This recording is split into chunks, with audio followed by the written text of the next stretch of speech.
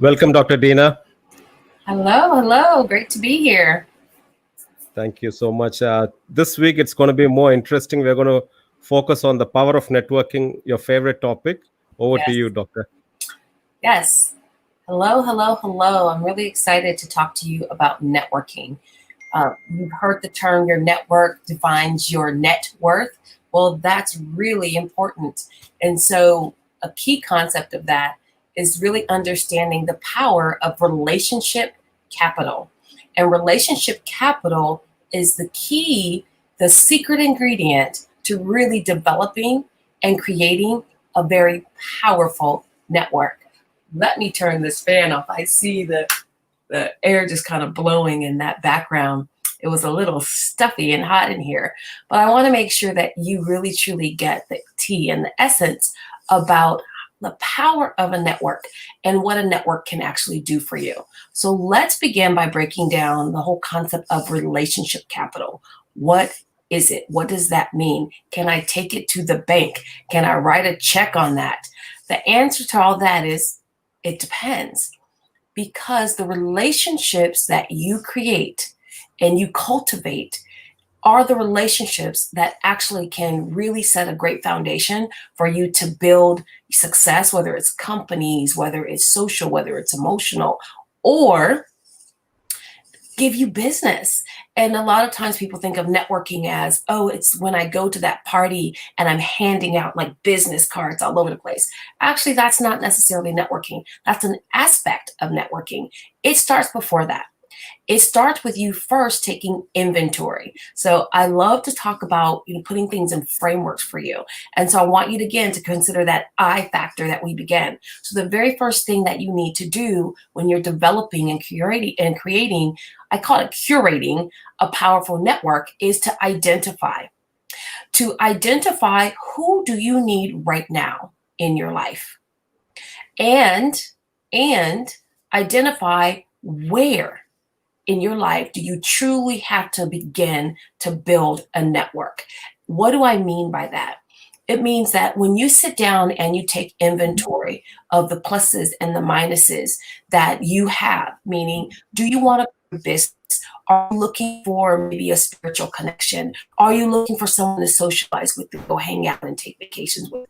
What and who do you need to add to your network? And so you need to start taking that particular inventory. Now, let's say most people are thinking about building their network because they want to actually begin to get a new job, or they want a promotion. And so they're looking for mentorship or sponsors. And so they're saying to themselves, how do I get in the know? How do I grow my network? Well, here's the super secret to that.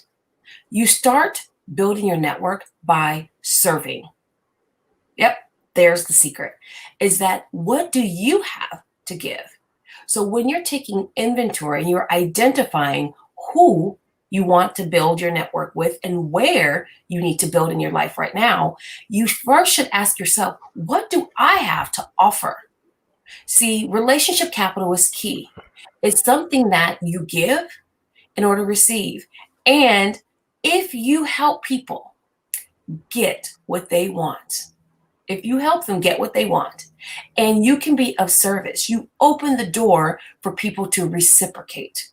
But if you're always looking to see what you can get, and if you're always looking to see how you can receive, then you're going to miss a valuable aspect of building a comprehensive network, because you don't want to come off as slimy. You don't want to come off as someone who's always trying to get and take something. So let me give you an example how I began to build a dynamic, powerful, extensive network, to the point that I didn't even really process how many people that I actually knew and how many interconnected relationships I actually had, until a few of my clients had mentioned that they needed something. And I said, oh, wait a minute, let me call this person. And they go, wow, you know them? I said, oh, yes, I remember actually interacting with them and supporting them on one of their projects. And then another client said, wow, I really am looking to get into this business. And I said, wait a minute, let me call. See, being a connector is a key part, but you can't do that if you don't have relationships with people.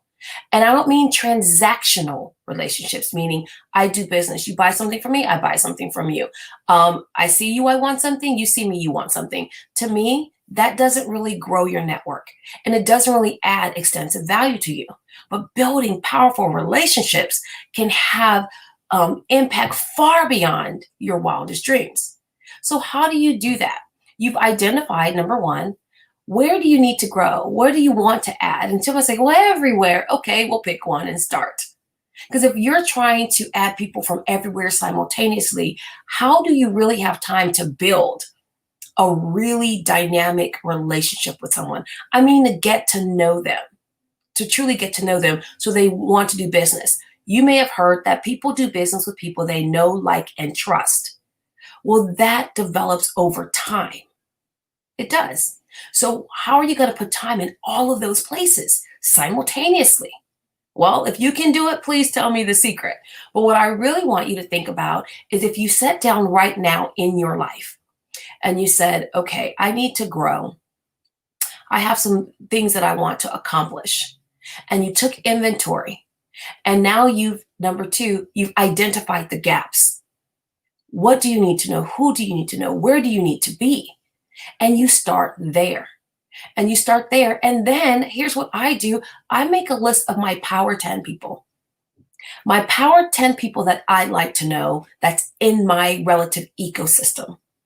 So yeah, I can name people like Warren Buffett and Oprah Winfrey, etc. And they might be on my vision board. When I'm thinking about building relationships right now, I think about really tangibly what's possible in my immediate space. So I take inventory of the industry. So for me, I am interested in doing a TED Talk. I want to do a TED Talk on imposter syndrome and the imposter bully. So I ask myself, who do I need to know to get me closer to that particular goal? And I talk about it all the time with all the people that I do know. That's one point. The second part of that, I think, how can I serve? How can I position myself to serve, to learn more about that particular event or industry and to add value? So maybe I might not be able to do a TED Talk this year with this group, but maybe in the next year. But how can I go serve to learn more about the behind the scenes? And so I start with the heart of service. But I'm very strategic in that of where I serve, because I know that I only have so much bandwidth to put myself out there and still grow a business and be a mom, okay, and be a business owner and be an employee. So I say strategically, where do I want to grow? Where do I need to be? Who do I need to know? And how can I serve in that space to understand the space more, to add value, and in return, bring value to myself? And how can I begin to build relationships where people know, like, and trust me so that it might not be that particular person that actually provides the opportunity for me? It might actually be someone they know. And now that I built a relationship with them, they can trust that if they referred me to one of their friends, one of their business owners, or again, if this is business, it might be a business relationship. If this is a relationship because I want to get into a social club, it might be that. If I was a babysitter, if I was it doesn't matter what it is. Once someone really knows you and they built a relationship with you, they're more likely to refer you because now they had an opportunity to know, like, and build trust with you. So relationship capital is probably the most important capital that you could actually have. So how do you do that? How do you begin to put yourself in those places? Well, now you've taken inventory, you've identified the gaps, and now you've gotten intentional. Where do you need to be? So you can't go everywhere. I remember there were days where I would start at 7 a.m. in the morning and I would finish at 11 at night because I was networking like a hungry, hungry caterpillar. I was everywhere. I was at this lunch and that lunch, and half the time I didn't even eat the food. I thought I needed to be there. Well, here's the real thing. I didn't. because many of those places they didn't have a return on overall investment for me. There was no way, even when I was serving with no real specific goal. I was serving without intentionality. And so the people that I was meeting weren't necessarily people that I needed to know to grow my business or to provide mentorship for me. So I had to do some reframing. And I then decided I had to pick. And I had to set some boundaries for myself. Okay, you can do one breakfast a week and maybe one lunch a week. And then I had to also kind of do some non-negotiables with myself in networking, because you're putting a lot of yourself out there and you want your authentic self to be out there.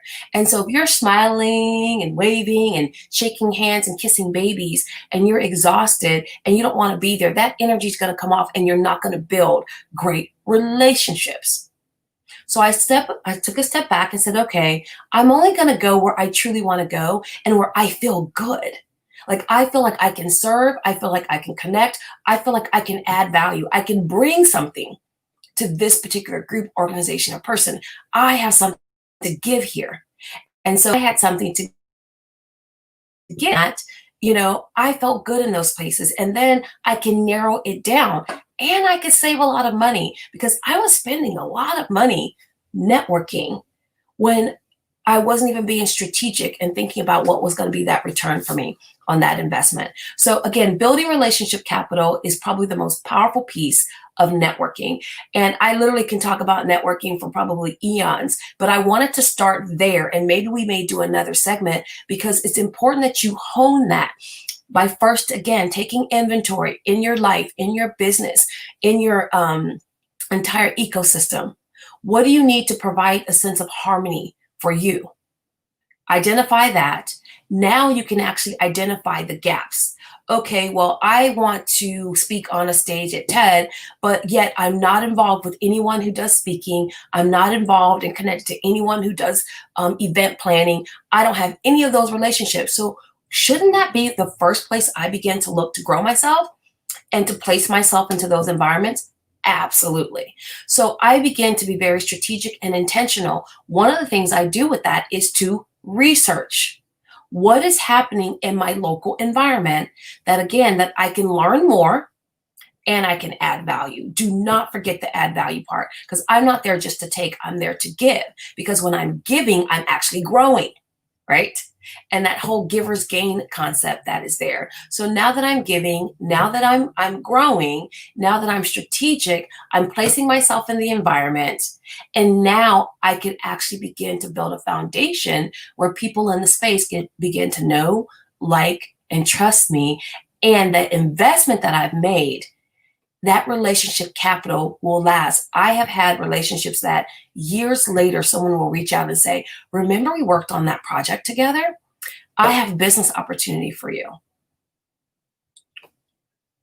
Relationship capital. So again, think about it not being transactional, but think about it building and growing over time. So how do you build it? And I'm going to really quick talk about how do you build it. By being very intentional and selecting people. Make your list. Right now, think about, who do you want to know? Who do you want to know to grow? Who? And here's something. Many people will mentor you and provide insight for you if you just ask. If you just ask, especially if you've done your research in the beginning and you have great questions to ask, and people know that it's about building a relationship, not being transactional, they will help you. Some people thrive off of that. And what I want to tell you is, don't think that all of this has been free for me. There are some rooms that I wanted to get in and I needed to be in the room. I had to pay to get into that room. And it was the best investment I ever made, because it put me in the room with the people that I needed to grow and that I needed to know. And so it was a worthwhile investment for me. So don't think that the things that I'm sharing with you aren't going to cost something. Everything costs something. That's the law of sacrifice. What are you willing to sacrifice? It might be time, it might be energy, and it also might be finances. So think about that too. And how do you grow it? That's my third piece. How do you begin to grow it? Once you're in that space, you can actually begin to grow by showing up and being consistent. I gave you the C3 blueprint the very first time that we met, and I will mention it each and every time. Now that you are very clear about how and who you need to network with, you can confidently show up in the space and add value. And now you can be consistent on how you serve. And so you can't serve everywhere. That's why I said you got to narrow it down. You got to bring it in. And when you decide to bring it in, now you can consistently show up with your whole self and not just fragments of yourself because you're trying to be in too many places. And so, for whatever that season is for you that you want to grow, and this might change over time, so you constantly reevaluate that. Then you decide, okay, I've got this. Now I want to grow in this space. And then you do the process all over again. And so there's a lot of power in networking because networking is about connecting, building relationships, not conducting a transaction. And if you remember that, as a starting point, you are well on your way to building a powerful network. Now, possibly in another episode, I'll talk about how do you network if you are an introvert? How do you show the place work a room? That's a whole entire episode on its own. And so I will leave you with this, is that you have the power and authority to transform your situation and to build powerful networks. It's up to you to take inventory, identify the gaps, be intentional, okay, and to show up as the best version of yourself. Thank you. Thank you so much, Dr. Deena. In regard with the TEDx, I did something similar to what you said, and it helped me one step higher. I wanted to be a TEDx speaker, and then I started networking, and it actually made me a TEDx organizer, the curator. So still, I'm yet to hit the TEDx stage, but I've organized, and I've been with at least 6 to 7 TEDx in different roles. I started as a volunteer. Now, in 2012, I did a TEDx education program in a institution called IIT Madras, Institute of Indian Institute of Technology. So hopefully this year or following year, when we plan, definitely you will be in our list. Oh, I would love to. And again, Thank, I forgot, start telling people what you need. So thank you. thank Hopefully you, those tips were thank you. that. Also, one important area when you said, like, it is important to know what we need to do, what kind of people or who will be aligning with that, and not just going and attending all sessions. I've done that as well, where where I kept uh, hopping from meeting to meeting in the name of networking, or spending time with people whose intention was something different, whose alignment was something different, and my alignment was different. And after 30 days or 50 days, roughly around 2 months, then I realized this is not something which I want. So all these things, clarity came only after getting the experience. And it's good that you're sharing all these things, so people who start to network can just use this template what you told. And it's a clear cut template where they don't have to waste time like how I've done, or people some Well, of us have done. I do want to add one point. One thing that you said that was really powerful is that you do, when you're narrowing it down, you might have to go to a few places to Correct. figure it out when you're just getting started. Because Correct. sometimes you don't know what you don't know, but you Right. can shorten that window. You don't got to spend months and years and tons of money. I would say give yourself a week or two and show up at a few places and then make a decision on where you want to spend time and begin to build your network. Okay. Thank you so much. I'm very happy that you're again and again on a weekly basis, you're adding more value to our viewers. I'll meet you next week. Thank you Yeah, so much, Dr. Deena. thank you.